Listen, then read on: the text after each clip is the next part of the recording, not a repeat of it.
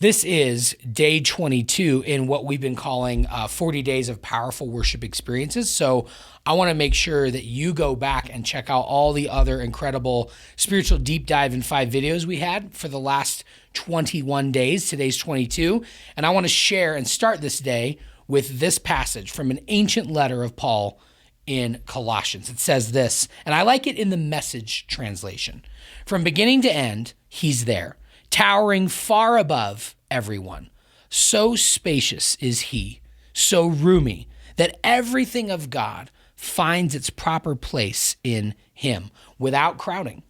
Not only that, but all the broken and dislocated pieces of the universe, people and things, animals and atoms, get properly fixed and fit together in vibrant harmonies, all because of his death, his blood that was poured down from the cross. Paul is, of course, talking about Jesus.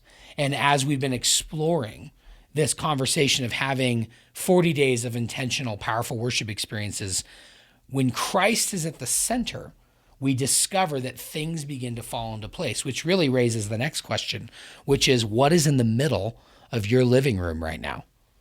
I'm not 100% sure what you have in the middle of your living room, but for most of us, the thing that's at the center of our home, at the center of our living room, is a TV and a couch.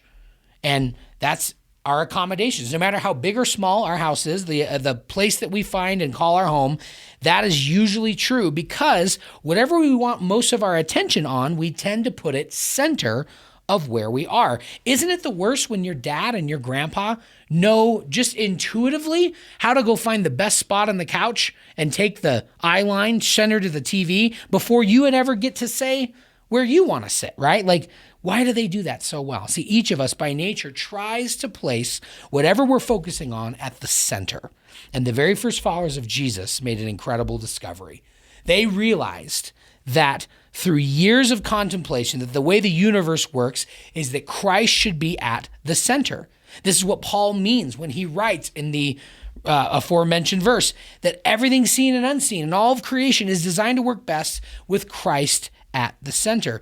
That's what we do when we say we're followers of Jesus, is we rightly follow the pattern of the universe of all things and put Christ at the center. This is the meaning of what we call worship. If you ever heard the word worship, it just literally means to put God at the center. And of course, not all of us have Christ at the center, even if we say that we do.